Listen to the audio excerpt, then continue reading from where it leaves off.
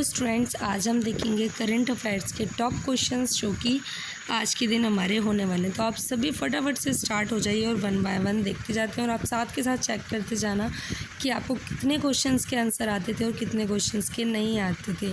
आपको may be मैं 10 question बताऊँगी, इसमें से कम आपको बस 2 से 3 क्वेश्चन ही आते होंगे, क्योंकि यह ट्रेंडिंग करंट अफेयर्स है और इसके बारे में बहुत कम लोगों को पता होता है। सारे ही क्वेश्चन बहुत ज़्यादा इंपॉर्टेंट है सभी कॉम्पिटिटिव एग्जाम के पॉइंट ऑफ व्यू से। चलिए स्टार्ट करते हैं। तो हमारा फर्स्ट यहाँ पे क्वेश्चन होने वाला है, प्रतिवर्ष संयुक्त राष्ट्र शांति सैनिकों का अंतर्राष्ट्रीय दिवस कब मनाया जाता है? 28 मई को, 29 मई को, 30 मई को या फिर 31 मई को? अगर आपको पता है तो कमेंट बॉक्स में आंसर देना, अदरवाइज़ यहाँ पे तो सोल्यूशन है ही। तो यहाँ पे हम देख लेते हैं फटाफट से इसका आंसर क्या रहने वाला है। प्रतिवर्ष 29 मई को संयुक्त राष्ट्र शांति सैनिकों का अंतर्राष्ट्रीय दिवस मनाया जाता है। कितनी तारीख को?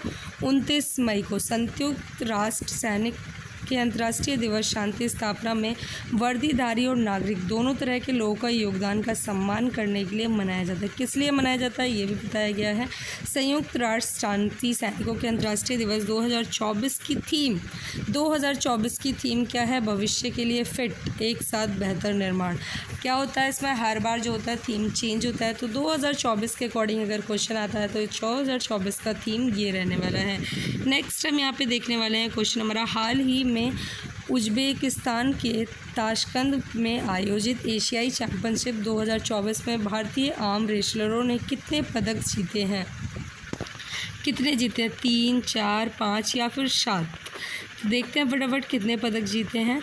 तो उन्होंने जो पदक जीते हैं वो अभी मैं आपको बताती हूँ। एशियाई चैंपियनशिप 2024 में भारतीय आर्म रेसलरों ने 7 पदक जीते हैं, और 7 पदक जो जीते हैं वो कैसे कैसे हैं, जिसमें से 1 जो है गोल्डन है और 6 जो है सिल्वर है, यानी कि कांस्य सहित 7 पदक जीते हैं, उसमें 1 जो है वो गोल्डन भी है। नेक्स्ट क्वेश्चन हम देखेंगे यहाँ पे, हाल ही में United national military gender advocate of the year award 2023 किसे सम्मानित किया गया? सुमन सेन को, कंचन शर्मा को, राधिका सेन को या फिर निर्मला चौधरी को? अगर आपको इसका आंसर पहले से पता है ना तो कमेंट बॉक्स में फटाफट से टाइप कर देना। इसका आंसर देखते हैं। भारतीय महिला शांति सैनिक मेजर राधिका सेन को प्रतिष्ठित military gender advocate of the year 2023 के अवार्ड से सम्मानित किया गया। किसे सम्मानित किया गया? राधिका सेन को, मेजर राधिका सेन को 30 मई को अंतर्राष्ट्रीय संयुक्त राष्ट्र शांति सैनिकों के दिवस के अवसर पर यह सम्मान दिया गया। किसके अवसर पर? संयुक्त राष्ट्र सैनिकों के दिवस पर। और ये जो हमारा ये था, कौन सा क्वेश्चन था हमारा? फर्स्ट क्वेश्चन था जो मैंने आपसे पूछा था, जो कि कितनी तारीख को मनाया जाता है? वो मनाया जाता है, मैंने आपको बताया था 29 तारीख को। तो उसी से रिलेटेड ये सम्मान समारोह रखा गया था जो मैंने अभी आपको बताया।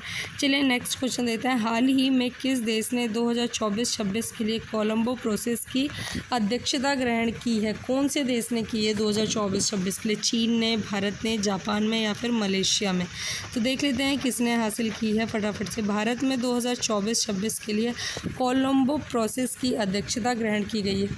कौन से प्रोसेस की? कोलंबो प्रोसेस की। किसने की है? भारत ने। कोलंबो प्रोसेस दक्षिण और दक्षिण पूर्व एशिया में प्रवासी श्रमिक मूल देशों की एक क्षेत्रीय परामर्श प्रक्रिया। ये विदेशों में रोजगार के संबंध में सर्वोत्तम प्रथाओं के आदान प्रदान के लिए एक मंच के रूप में कार्य करता है। अगला क्वेश्चन देखते हैं, हाल ही में किस स्थान पर फिक्की द्वारा में कोल्ड चेन और लॉजिस्टिक्स शिखर सम्मेलन का आयोजन किया गया है? जयपुर, कानपुर, नई दिल्ली या फिर अहमदाबाद? तो फटाफट से इसके आंसर देखते हैं। फिक्की द्वारा नई दिल्ली में कोल्ड चेन और लॉजिस्टिक्स शिखर सम्मेलन का आयोजन किया गया। कहाँ? नई दिल्ली में। तो इसका आंसर क्या हो जाएगा? नई दिल्ली में। अगला क्वेश्चन हम देखेंगे, हाल ही में रुद्रम सेकंड किसने किया है? हवा से सतह पर मार करने वाली मिसाइल का सफल उड़ान परीक्षण किसके द्वारा किया गया? जल मंत्रालय द्वारा किया गया था, और जल मंत्रालय जो है उसके अंदर किया गया था DRDO के तहत। अब आप सभी को कमेंट बॉक्स में DRDO की फुल फॉर्म लिखनी है, डिफेंस से रिलेटेड होती है, आपको हिंट दे दी। देखो यहाँ पे भी है DRDO, रक्षा अनुसंधान और विकास संगठन द्वारा रुद्रम सेकंड हवा से सतह पर मार करने वाली मिसाइल का सफल उड़ान परीक्षण किया गया।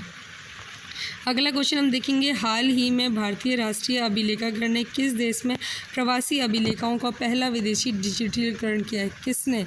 कतर ने, ईरान ने, ओमान ने, सऊदी अरब में। तो मुझे इसका आंसर पता है, अगर आपको पता है तो कमेंट बॉक्स में बताना।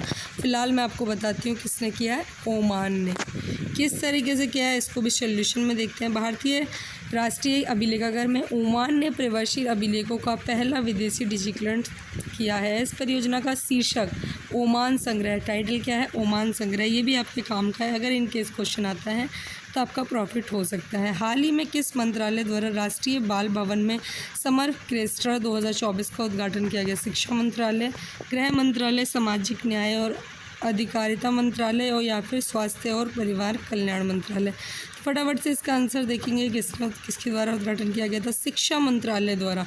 किसके द्वारा? शिक्षा मंत्रालय द्वारा इसका उद्घाटन किया गया था 2024। अगला क्वेश्चन हम देखेंगे, हाल ही में 17वीं विश्व स्वास्थ्य सभा WHO ने समिति ए के अध्यक्ष के रूप में किसे नियुक्त किया है? अगर ये क्वेश्चन बहुत ज़्यादा इंपॉर्टेंट है। अपूर्व चंद्रा को, नीलम शर्मा को, अनिल सिंघवी को या फिर प्रवीण कुमार को?